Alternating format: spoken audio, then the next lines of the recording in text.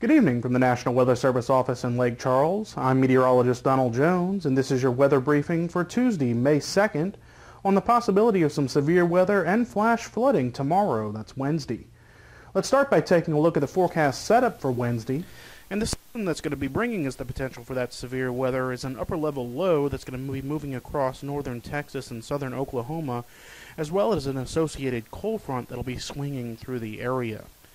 Now, we expect the rain to begin Wednesday morning and continue through Wednesday night, and it's going to come in two different waves. I'll show you that in a little more detail here in just a second. But as these waves roll through the area, there will be the potential for some severe weather, including large hail, damaging winds, and even an isolated tornado or two won't be able to be ruled out. The Storm Prediction Center currently has parts of the area in an enhanced risk for severe weather. That's the orange, the northern parts of our area, or central Louisiana. And then areas further south are in a slight risk for severe weather. The enhanced risk is the higher threat level. That's 3 out of 5 on the Storm Prediction Center's categorical severe weather threat scale. And then the slight risk is a 2 out of 5. So the higher risk is going to be across parts of central Louisiana, but the entire area will see at least some risk for severe weather tomorrow. Now, as I mentioned, these storms are going to come in two waves. The first wave is going to come by early to mid-morning as a warm front moves onshore, and that's going to bring more scattered, individual-type storms. Now, these storms will have the potential to be severe, but they're not going to be quite as widespread as the storms we're going to see later in the day. They're going to be more individualized and more scattered than the storms we're going to see during the afternoon. Now, by mid-afternoon, we expect a squall line to develop along the leading edge of that cold front, and that's going to push through the area from the northwest to the southeast, and that's going to bring widespread showers and thunderstorms to just about the entire area as it moves across. And within this squall line, we'll expect some embedded severe storms, and that'll include some damaging winds. The damaging winds are more likely to be right along the front edge of the squall line, and then large hail within the squall line itself, and isolated tornadoes within the squall line as well. Now, in addition to the threat of severe weather, we're also going to be looking at a threat of flash flooding.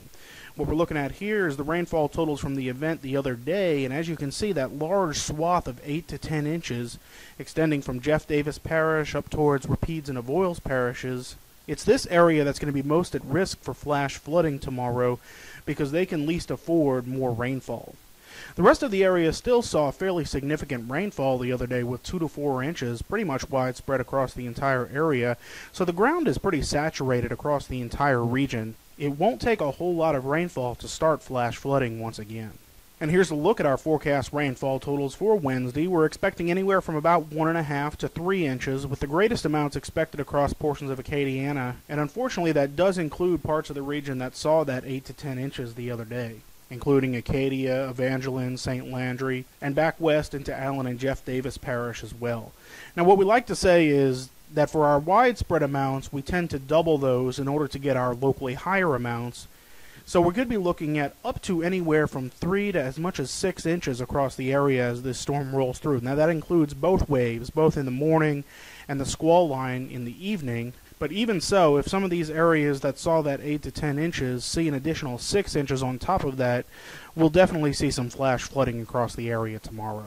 As a result, we've gone ahead and issued a flash flood watch, and that's going to be in effect actually until 7 a.m. Thursday morning, because once the floodwaters begin, they're going to continue for several hours. It's not something like with a severe weather event where it starts and it's over in a half hour. Floodwaters can linger on for hours, so that flash flood watch remains in effect through Thursday morning. Finally, taking a look at our 7-day forecast, we've got high rain chances tomorrow and early Thursday, although most of Thursday is going to be fairly nice. It's just going to be the early morning hours as that squall line is rolling through that we'll have the potential to see some rain. And then the rest of the week is actually looking very nice, with high temperatures in the upper 70s to right around 80 degrees and plenty of sunshine, hopefully giving us a chance to dry out from what has been a very wet week. In addition to this recording, we'll also be conducting a live briefing this evening from the National Weather Service office on Facebook Live, and that'll begin at 7 p.m. If you have any questions about any of the information that was presented here, you can tune into that broadcast and we'll answer them live through Facebook this evening. It's been a beautiful day today, and we've got a few more hours of nice weather this evening, so if you haven't already, get out and enjoy it. Have a good evening.